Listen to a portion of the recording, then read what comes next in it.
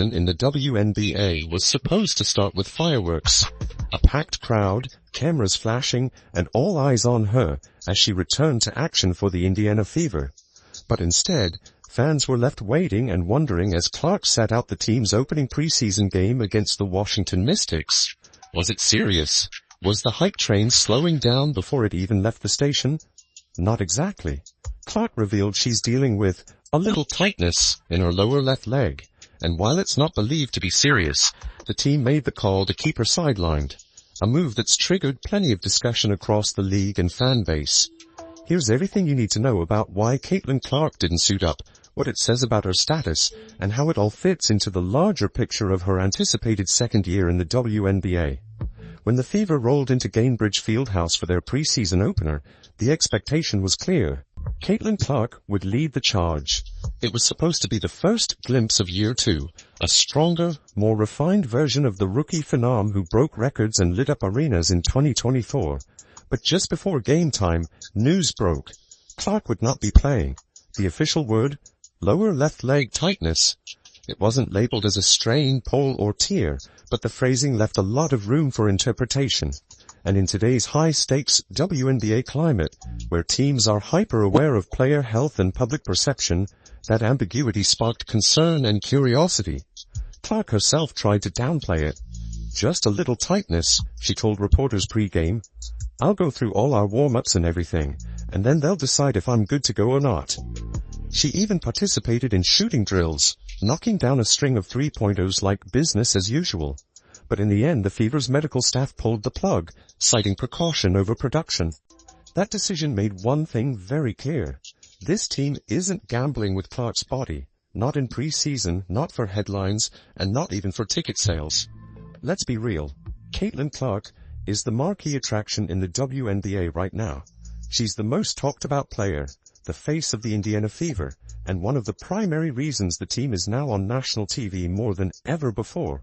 So the decision to sit her out of a preseason game wasn't taken lightly, but it also wasn't surprising. In today's league, especially with young stars, medical teams are erring on the side of caution. A minor tightness now could turn into a strain later. And for a player like Clark, who relies on explosive movement, court vision, and sharp cuts, the lower leg is a critical area. Even small discomforts can disrupt rhythm, especially early in the season. The Fever's goal is long-term. They're not just looking to win a few preseason games, they're building toward a playoff run and, eventually, a title window. Clark missing a May tune-up means little compared to what she'll need to do in July and August. Sitting her now isn't a sign of weakness. It's a sign of planning. It means Indiana understands the stakes and is willing to prioritize player health over fan service. It's a tough call, especially when expectations are sky high, but it's the kind of decision elite franchises make. The second Caitlin Clark was ruled out of Indiana's preseason opener, WNBA Twitter, Instagram, TikTok, and Reddit exploded. The reactions ranged from concern to outright chaos. Some fans were simply disappointed, others were downright furious, and a few jumped headfirst into conspiracy mode, speculating that something more serious was going on than what the team was letting on. That kind of online firestorm doesn't happen for just any player. It happens when a player matters, when they're not just part of the game, but the reason people are watching. Clark's presence in a Fever uniform is no longer just about basketball. It's about business. It's about broadcasting. It's about putting butts in seats and eyeballs on screens. Fans who bought tickets to see her play in DC didn't come for a preseason vibe check. They came to see Caitlin. So when she was suddenly a scratch, frustration bubbled fast. That disappointment turned into worry. Is this just tightness or something more? Is the team hiding the real injury? Why was she even doing warm-ups if she wasn't going to play? It wasn't helped by the fact that Clark was out there, shooting, moving, and looking like her normal self in warm-ups. She drilled threes effortlessly. She showed no visible limp or limitation. To the untrained eye, she looked ready. That only made the eventual scratch feel more abrupt, even suspicious. But this reaction, while loud, also speaks to a bigger truth. Clark's impact is unmatched.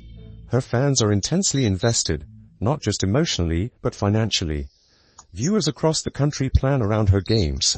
Networks schedule broadcasts based on her availability.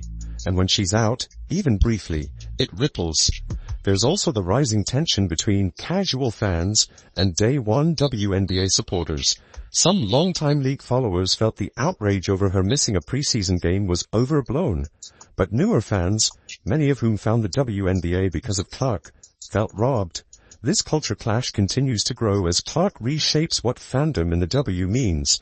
Bottom line, Clark's absence from one preseason game generated more buzz than most regular season matchups. Love her or not, that's power.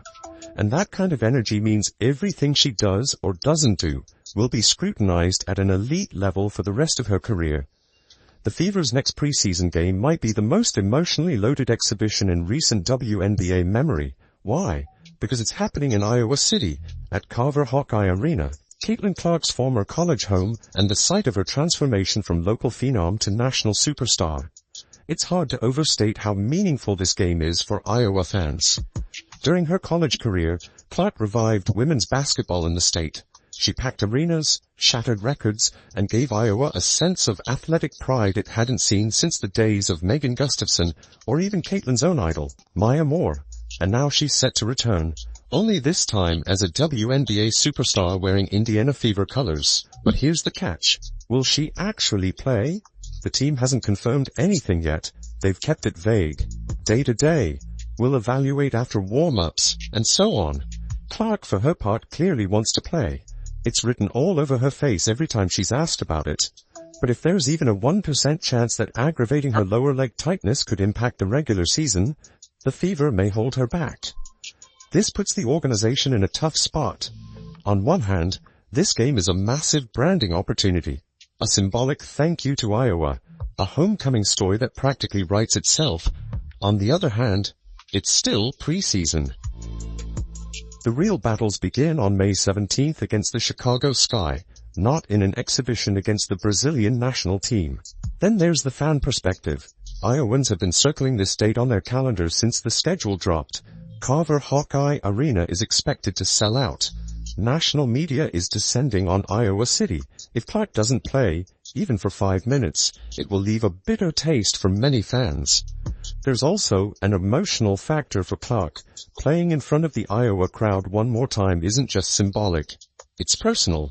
It's her chance to look back at everything she built, everything she left, and show her growth as a pro. The connection between her and Iowa isn't just nostalgia. It's sacred. If she does suit up, even briefly, it could be one of the most memorable moments of her young career. If she doesn't, fans will understand, but the absence will still sting. Either way, the drama surrounding her Iowa return adds another layer to an already emotionally charged preseason storyline. Caitlin Clark's rookie year was about arrival. She stepped into the WNBA with the weight of massive expectations and somehow exceeded them. She led rookies in scoring, broke the assist record, and pulled the Indiana Fever from irrelevance back into the playoff picture.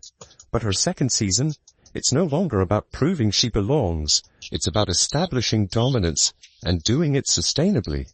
And that's why her absence from the preseason opener, while disappointing, might be one of the smartest moves of her career. Last season, Clark shouldered everything. She played all 40 regular season games, rarely took plays off, and was targeted physically by almost every opponent. The league's defenders didn't just want to stop her, they wanted to test her toughness, and she passed. But the price of that toughness was wear and tear. Her body felt it. This year, Clark enters with a new mindset. Preserve the body, master the game, lead the team. And that starts with injury management. The Fever staff is clearly on the same page. They're not letting hype dictate health. They're treating every twinge and tightness with care, because they know Clark isn't just their star. She's their future. And that future only exists if she's healthy come playoff time. This change in approach also reflects maturity. Rookie Clark may have pushed through tightness to give fans a show. Year 2. Clark understands that sitting now prevents sitting later, when it matters more. It's a subtle but crucial shift in mentality that separates good players from great careers. The media narrative, of course, will always want her on the floor. But Clark has nothing left to prove in preseason. The real statement will come when she steps onto the court May 17th in full form, ready to face Angel Reese and the Chicago Sky in one of the most anticipated regular season openers in league history. Until then, fans will need patience. Clark isn't disappearing. She's recalibrating. And if this careful approach keeps her fresher, faster, and fiercer all season long, then missing one game, even two, will be remembered not as a setback, but as the start of something even greater.